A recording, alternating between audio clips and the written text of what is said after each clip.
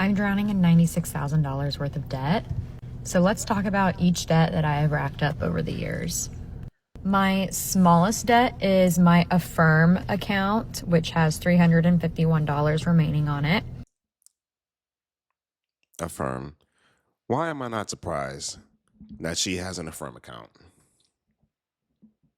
This has been probably the dumbest things people have been doing this entire year. Getting on Affirm, partnering with all of these different vendors, and people just not paying them. Not Followed by my anymore. smallest student loan, which is only $674, which is fantastic. My Jefferson Capital payment is actually my Capital One card that went into deferment, which is $816. You'll notice a pattern of my student loans here. So my next student loan is $1,026.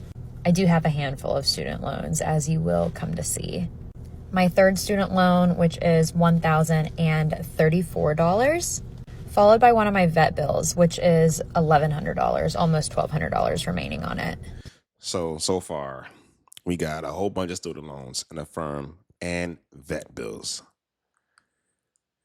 You know what? I am at the point where I just, when people tell me that they're broke, I just believe them. I'm no longer in disbelief by how much people are in debt anymore. Not at all. Because this is just crazy. It's just one thing after the other, after another. And I'm pretty sure this is not everything that she's got to say. Starting to get into my larger student loans. This one has $4,200 remaining. I swear student loans will be the death of me. My next student loan, which is $5,136. And then we have my Citi card, which I am actually maxed out at. This is what I am focusing next on paying off. But this is definitely going to be a big one to tackle. It currently has, I believe, a 29% interest rate. And then my personal loan, which sits at $5,600, I am also prioritizing this to pay off as well. And then back to our lovely student loans. This loan has almost $5,700 remaining on it. And then if you've missed my previous videos, you know that I just had to take out a line of credit of $6,000 to pay for a medical treatment that is not covered by my insurance. Back to the student loans. This student loan is almost at $7,000. I don't even want to think about paying off my student loans. Another student loan for $7,700. Looking at these numbers absolutely makes me want to cry. The fact that she just said that shows me how retarded she is, because she had the entire time of her taking out these student loans to actually look at it and say, you know what, let me not take out these student loans. But she said, you know what, let me just take out the student loans. I've counted, I think, 7 or 8 student loans so far, plus a personal loan, a line of credit, credit cards, Affirm, and vet bills. And I believe this is my biggest student loan, which sits at $8,200. And then my largest debts are going to be my car, which sits at around $10,000, which for me is really exciting because I've paid off $20,000 on this car. And then $30,000 car on top of everything, bro.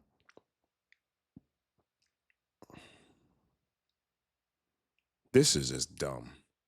This is just straight up stupid.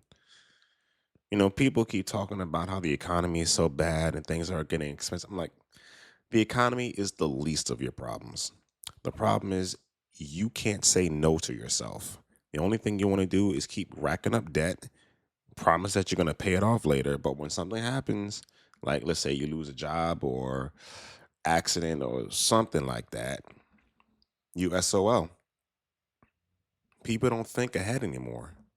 my largest credit card, which is my UMCU card, which sits at about $11,300. I'm drowning in $96,000 worth of debt, but I'm flying to another state to go to a concert. So let's talk about this very controversial topic. I live in the Dallas-Fort Worth area, and I'm flying to Kansas City on Friday to go see a concert. For those of you who have seen my videos, you know that I allow myself an allotment of around $200 to $250 a month for entertainment. But let's actually break down how much money I'm spending. All right, so before we continue, I just have to ask, why? Why do you allow yourself $200 in entertainment a month? That's $2,400 a year that you could use to pay off your debt, And plus, we also have to talk about the opportunity cost, because don't know how long she was on this trip, but let's say she was gone for a week. That's a week worth of money that she could have made that she didn't make because she wanted to go play somewhere.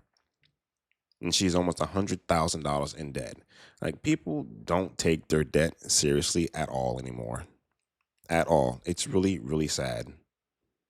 And then she justifies it probably by saying that she deserves to go on a trip. She deserves to have fun. Man, you're broke. You're broke as hell. You're in the negatives. Your net worth is negative something. Broke. Poor. This is what poor people do. On going to this concert in Kansas City. I am flying to Kansas City. However, I do have points that I was able to utilize for my ticket. So coming out of my own pocket, I am not paying any money for my flight to Kansas City. Not only that, I'm going to the concert with my family who does live in Kansas City. So they will be picking me up from the airport, so I won't have to pay for any Ubers. And that is also where I will be staying overnight, so I don't have to worry about paying for a hotel. The only things that I really have to worry about paying for are food and then the concert ticket itself. The concert tickets were previously purchased and they were about $130. So that's something that I already previously worked into my budget. So with all that in mind, yes, it sounds crazy that I'm traveling to another state to go to another concert while I'm in $96,000 worth of debt. But it fits into my budget that I already have allotted for food and entertainment. The only thing I'm really paying for while I'm there is the concert ticket itself and any food, which will bring me in under budget. And yes, you could argue that instead of going to this concert, I should utilize that money and put it towards my debt. And yeah, you're probably right. But I am a firm believer in still enjoying my life while I am in debt. Maybe not to the extreme that I was, but I still want to be able to enjoy my life. I want to be able to enjoy my life with my friends and my family. And yes, I do say no to a lot of things now, but I do still say yes, which I think is really important. I don't believe her at all. She says she says no to a lot of things. I don't believe it. Don't believe for 1 second. She's out here spending $130 on a concert, which honestly isn't that expensive. You know, $130 is pretty decent for a concert nowadays. But like I said, it's the opportunity cost. $96,000 in debt, and she's going to go to a damn concert, probably for a week.